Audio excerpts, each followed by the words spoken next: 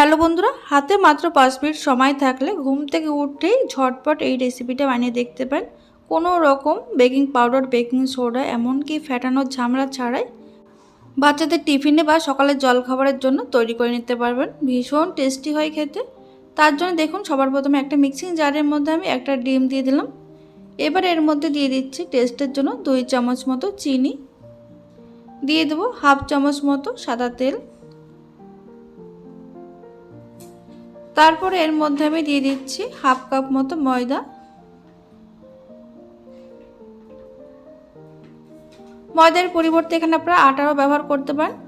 আর দিয়ে দিচ্ছি যে কাপ মেপে আমি ময়দা নিয়েছি সেই কাপ মেপে হাফ কাপ দুধ।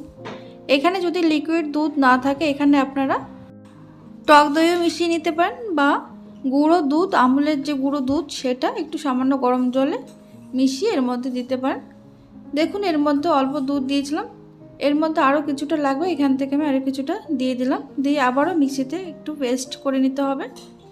তবে দুধের পরিমাণ একবারে দেবেন না, অল্প অল্প দিয়ে একটু ঘুরিয়ে দেখবেন।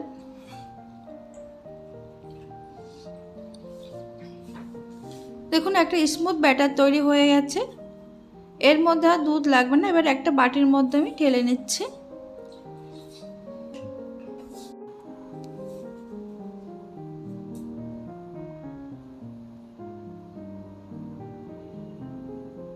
এবার এই ব্যাটার একটু মিশিয়ে নিতে হবে চামচ দিয়ে খুব ভালো করে।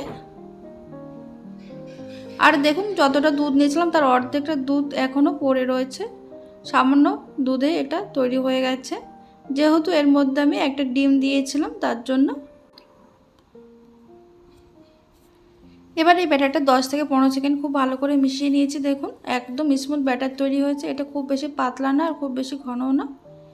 এবার দেখুন, টিফিনটি তৈরি করার জন্য আগের থেকে আমি ফ্রাই প্যানটা একটু গরম করে নিয়েছি। তারপরে গ্যাসের আঁচ একদম লোতে রেখে এর মধ্যে আমি 1 হাতা ব্যাটার দিয়ে দিলাম। লোতে রেখে কিছুক্ষণ অপেক্ষা করার পর দেখবেন আস্তে আস্তে উপরটা একদম ড্রাই হয়ে যাচ্ছে। এটা ঢাকা দিয়ে করলে আরও কম সময়ের মধ্যে এটা তৈরি হয়ে যাবে।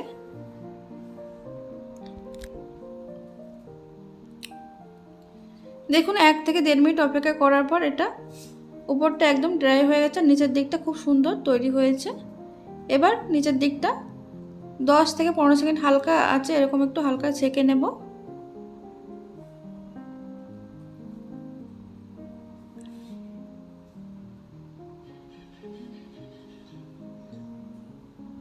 দেখুন, এটা তৈরি হয়ে গেছে। এবার একটা প্লেটে আমি নামিয়ে নিচ্ছি। একইভাবে আমি সবগুলো রেডি করে নিচ্ছি। তাহলে বন্ধুরা, আপনারা দেখতেই পেলেন কত সহজে তৈরি হয়ে গেল ডিম আর ময়দা দিয়ে দুর্দান্ত স্বাদের প্যানকেক। খেতে ভীষণ টেস্টি হয়।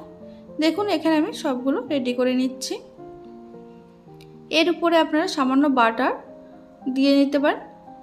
আর দেখুন কতটা নরম তুলতুলে হয়েছে। বাটার অথবা মধু দিয়ে বাচ্চাদের টিফিনে দিয়ে দেবেন, বা চকলেট সিরাপও দিয়ে দিতে পারেন। খেতে ভীষণ টেস্টি হয়। তাহলে বন্ধুরা, আজকের রেসিপি যদি ভালো লেগে থাকে লাইক করতে ভুলবেন না। ধন্যবাদ।